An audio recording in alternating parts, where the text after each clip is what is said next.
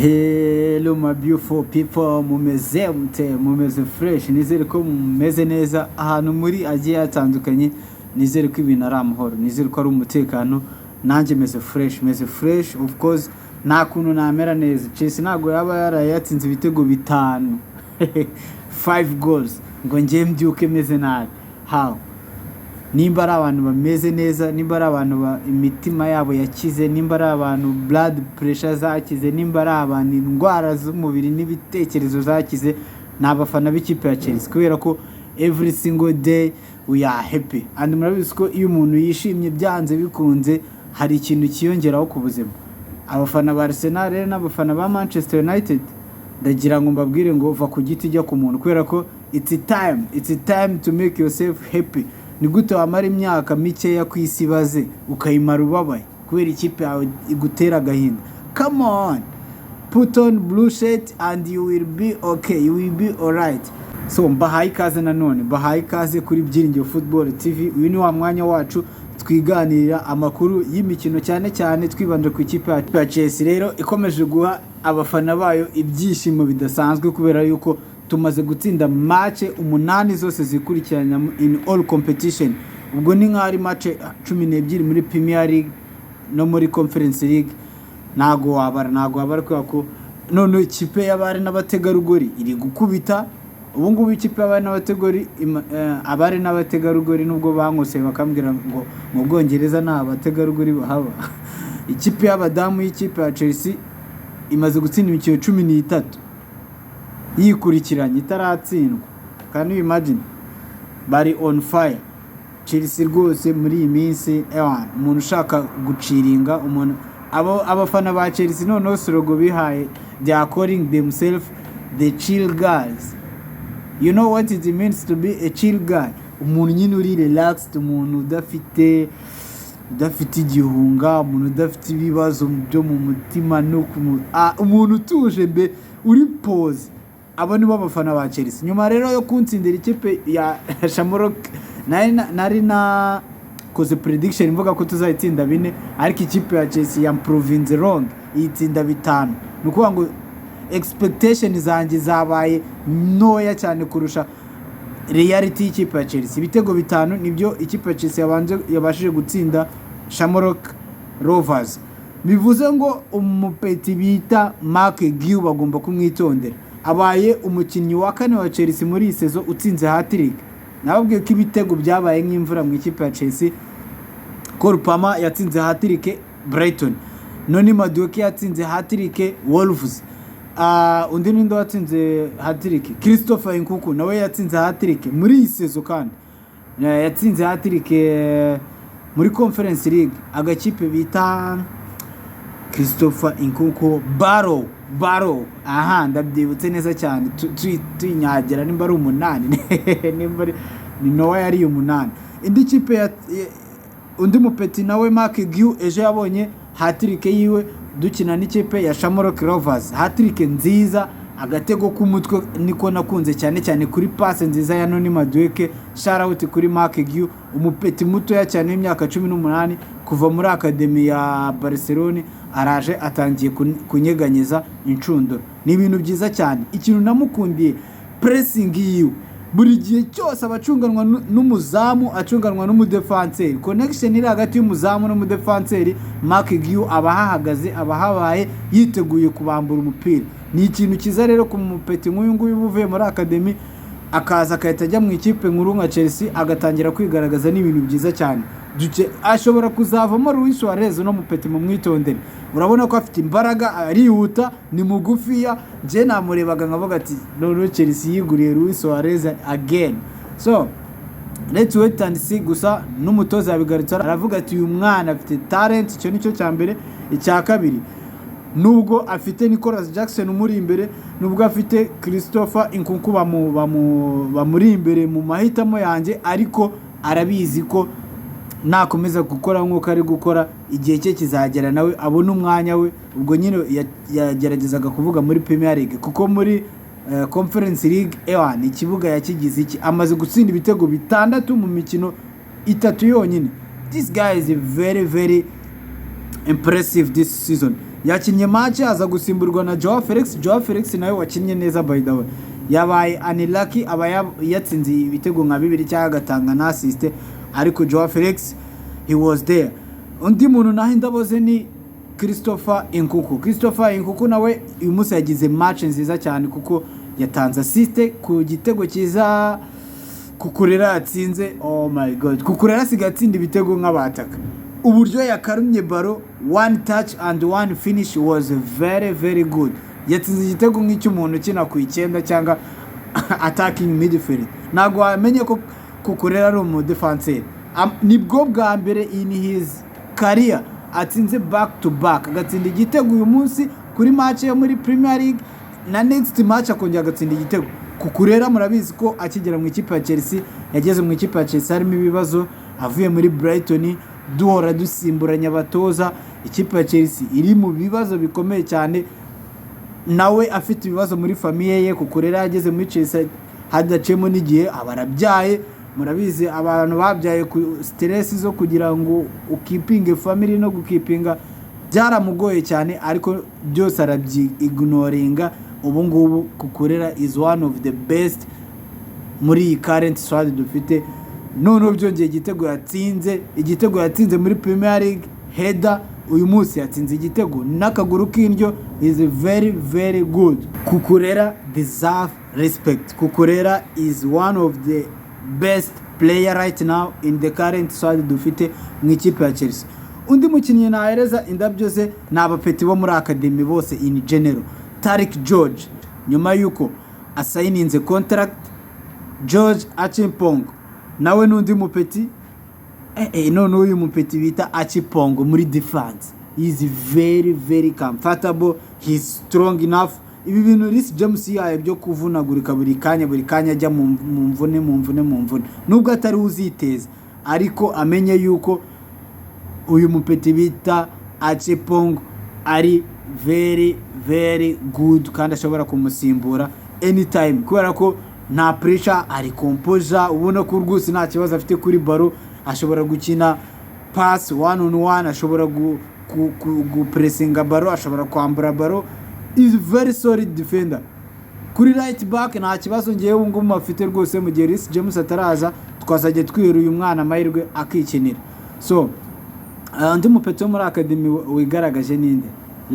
Laksaki nawe yaje masimbuye, obita Marikambo nawe yaje masimbuye.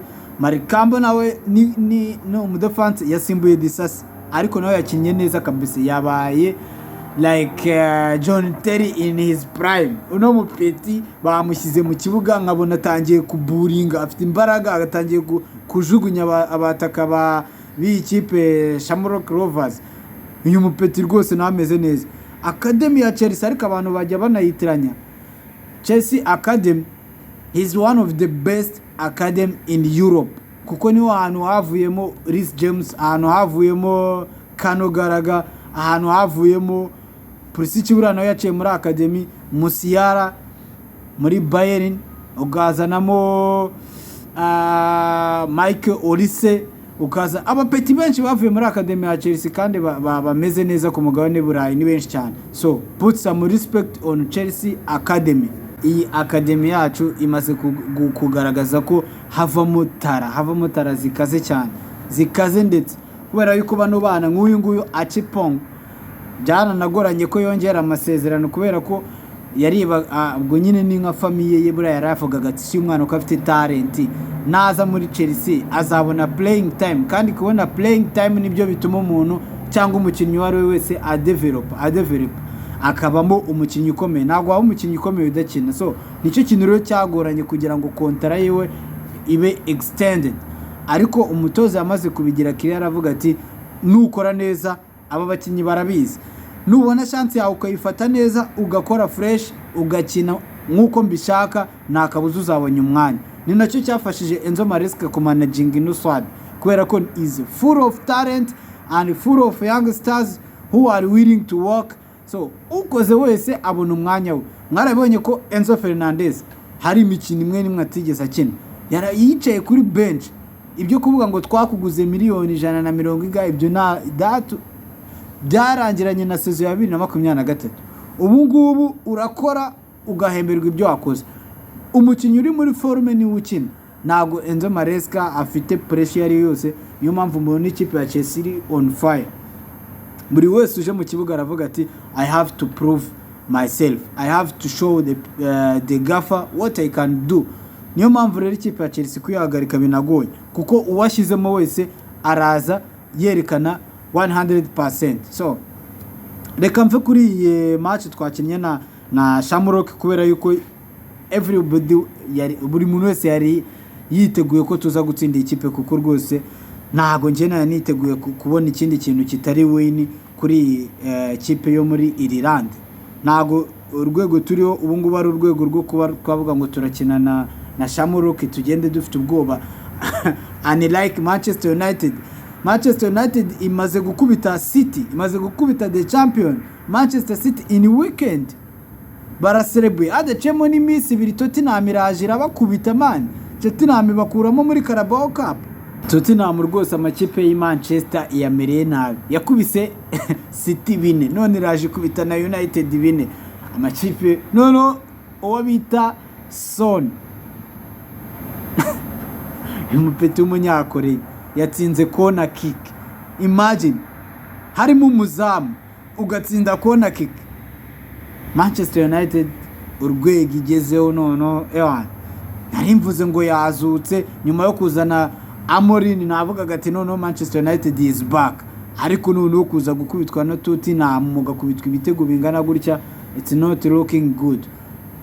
Bournemouth izaza gusura Mani ejo bundi muri weekend, nako deja twanageze nejo. Nimudatsinda Bournemouth muzajya ku mwanya wa 15 nono. Mani iri ku mwanya wa 13 ubungo. Ndaza nkavuga amakipe yanyu, abafana ba Mani bakaza bakavuga ngo ngo amakipe yanyu ndayibasira. Nta muntu urusha abafana ba Mani kwibasira ikipe ya Chelsea iyo Chelsea iri mu bibi. Muhagarare hamwe rero, simwazanye umutoza mutubwira ngo Amorim ngo let's wait and see. Manchester City namwe muri bukine na Aston Villa.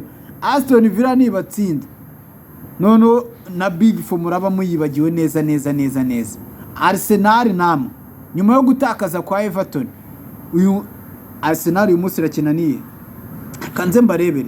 Arsenal irakina na Crystal Palace, murajya kwa Crystal Palace. Crystal Palace niba kubita namwe murahita mugira gutyo, kuko nago mwamara imyaka 2 muvuga 3 muvuga ngo none uyu mwaka turagitwara mukaba murimo muragenda none backward mukaba munaniwe no gutsinda ikipe ya Everton igitego kimwe byibuze.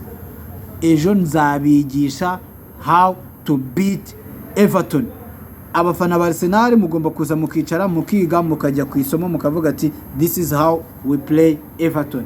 So nano amakipe yanyu nongera kuyatindaho rwose, kubera yuko ubu ngubu ndi kurebana na Liverpool. Liverpool izakina niye, reka ndebe na Liverpool izakina na Tottenham, bazajya gusura Tottenham. Kandi twarabibonye ko Tottenham, ikipe yita Tottenham igihangayikisha amakipe ari muri Big Four. Uretse Chelsea nyine bitari kuri level imwe, ariko bamaze gukubita Man U, bamaze gukubita City, Crystal Palace, unono ndaje nako Newcastle, ndaje ndebe how they will play against Liverpool. Liverpool niramuka ikoze gatakaza, Chelsea zatirara ku mwanya wa mbere, nako tuzanakina mbere ya Liverpool. Chelsea nitsindira match yayo izatijya ku mwanya wa mbere, none dutegereze Liverpool na Tottenham uko bizagenda. Liverpool ndababwire ko ifite amanota 36, dufite amanota 38. Hagati yacu ya mikinyuranye cy'amanota 2. Ubwo rero Liverpool nikora ikosa, bye bye, tuzongera kubonana next year. Nago ndi muri title race, ariko kugira ngo mbigire kiri ndishakira amanota 3, ubwo ibyo abandi simbyitayeho. Ubwo ngubwo reka tuninjira muri match dufite, ariko narinjira muri match dufitanye na Everton ku munsi w'ejo. Reka mbanze ngaruke ku kintu umutoza yavuze. Rwose njya nemeranya n'uyu mutoza 100%, ibintu byose nkabyemera 100%, ariko iki ngiki cyo ntago nyemera rwose. Ni gute umutoza avuga ngo iyi kipe ya Shamrock Rovers yagaragaje professionalism, bagaragaje ko ari abaprofessionnel. Ntago kuko Christopher Nkunku yagiye gutera koneri, bamujugunya ama toilet papers, bamujugunya ama tissues, bamujugunya they don't have discipline. Ni gute abafana baza kuri Stamford Bridge, stade nk'ingi twemera ko ari stade y'amateka, stade yagiye kubitirwaho za Barcelona, igakubitirwaho za Real Madrid, igakubitirwaho za Bayern, igakubitirwaho za Arsenal, igakubitirwaho za Liverpool, igakubitirwaho amakipe. Shamrock Rovers yo muri Ireland bro, ni nabwo bwa mbere muhuye n'ikipe ya Chelsea, ariko mukaza kutwanduriza ikibuga muri kariya kageni. Have some respect. Have some respect. Chelsea Football Club is not your level. Christopher Nkunku nubwo yaba afite imyaka 90 ntago ashobora kujya gukina muri Shamrock Rovers. Nta muntu wari uyizi, tuyimenya ari uko tugiye muri Conference League, nta nubwo tuzasubira muri Conference League. It's over. It's over. Nimba mugiye gufata abakinnyi bacu bari guharanira Ballon d'Or mukabafata mukabatera tishu mu kibuga mukatwanduriza stade, rwose aba bafana mu babaninge at Stamford Bridge. Kalas ndabirangije rwose, ntago nshaka kongera kubona utu dukipe tuza gusura ikipe ya Chelsea Stamford Bridge. Nyivuga kuri Stamford Bridge, reka twite twigira kuri match ya Everton. Ejo dufite trip, dufite kuzajya gukina n'ikipe ya Everton ku kibuga cyayo Goodison Park. The last time twagiye kuri Goodison Park twarakubitiwe ibitego 2-0. Nababwiye ko past yari past, ubu ngubu turi in present. Ikipe ya Chelsea itandukanye n'izindi kipe zose mwamenye under Todd Boehly regime. Cyakoza twapfa guha credit Thomas Tuchel. Nyuma ya Thomas Tuchel rwose ikipe yacu yabaye shambles biragaragara, ku buryo none najyaga gukina n'ikipe ya Everton nafite confidence yo gutsinda Everton. Can you imagine urwego twari tugezeho? Ariko ubu ngubu rwose tigenjya kuri buri match mfite confidence, mvuga ati at least nubwo ikipe yaryama mwizamu kajana igitego ndaki. I'm very sure ko turi bone igitego. Ibyo rwose bimaze kunjyamo, mba numva ko rwose kuri match turi bubone igitego. So iyi match rero ivuze iki? Iyi match ivuza amanota 3 nk'ibisanzwe, nta kintu kirenze, na amanota 3 tukikomereza. Liverpool byayinanira tukayifatana umwanya wa mbere. Nibyo ngibyo nuko bimeze. Reka twirukanyire muri line up. Mbere yuko mvuga line up, reka tubanze turebe se ni bande batazaboneka. Marc Cucurella binababaje cyane kuba ejo atazakina kubera ko yabonye ikarita y'umutuku kuri match duheruka gukina ya Premier League, ntago azaba hari. Marc Cucurella undi udahari ni Badi Yashiri yaravunitse, umutoza yanabigarutseho muri press conference. Undi udahari ni Ozil Fofana, abo bazagaruka mu kwa mbere maybe. Undi udahari Senindera. Reece James is back, ariko ntago azakina of course kuko nibwo akiva mu mvune, akeneye kongera akitozanya n'ikipe akaba physically fit and mentally ready to play in Premier League. Ariko we will have him very soon of course. Match rero uko nyibona ku munsi w'ejo byanze bikunze tugomba gutana amanota 3. Mwizamu nzamanukana na of course Robert Sanchez my friend, there is no mistake. Ibintu byo gutakaza baro ukayereza opponent, please focus.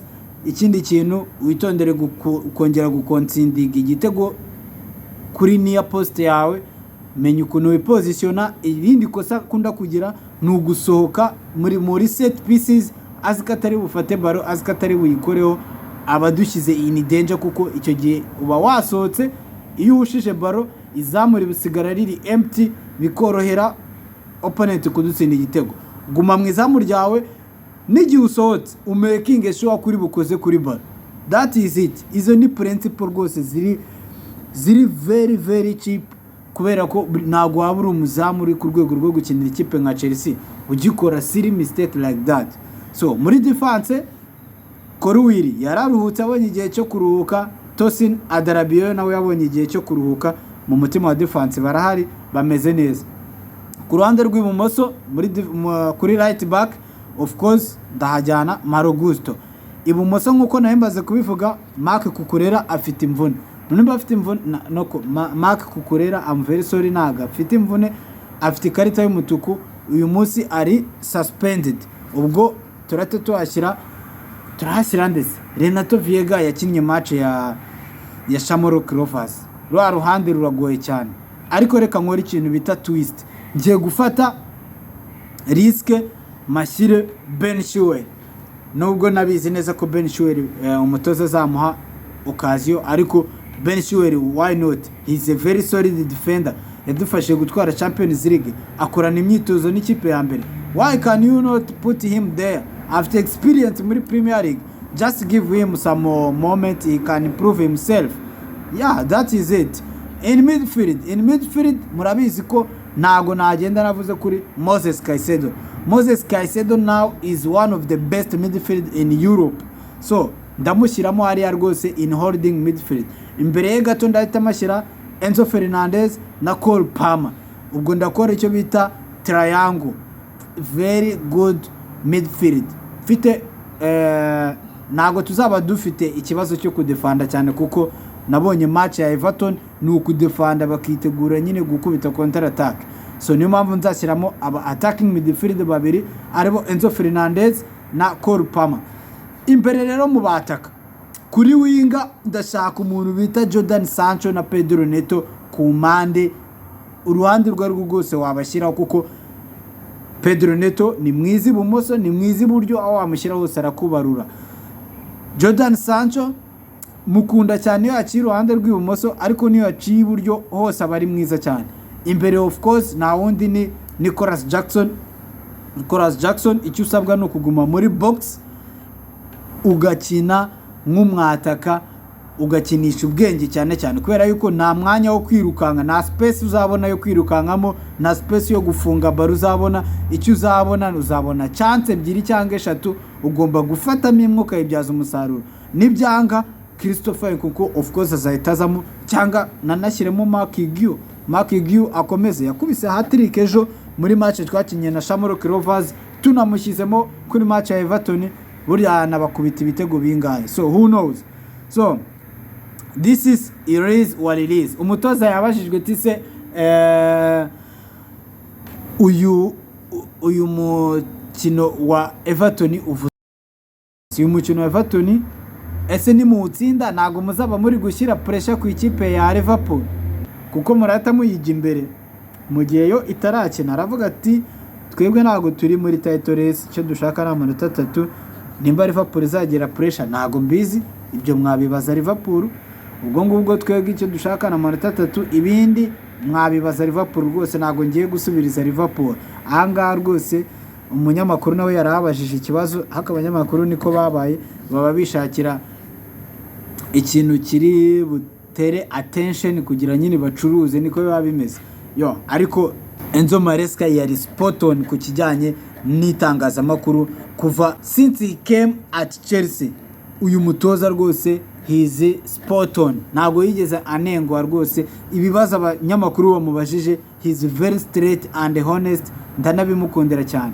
Ni nawe dusoreza ikiganiro cyacu, ndabakunda cyane. Please mukore subscribe, dukomeze to growing YouTube channel yacu, dukomeze turyoherwe n'amakuru y'ikipe ya Chelsea, mume motivation, mukande like ku biganiro byacu, ubundi dukomeze tukubeta amakipe tuyashwanyaguze, twimanukire dutware n'agakombe nubwo tutari muri title race. So ndabakunda cyane, a la vista, ciao.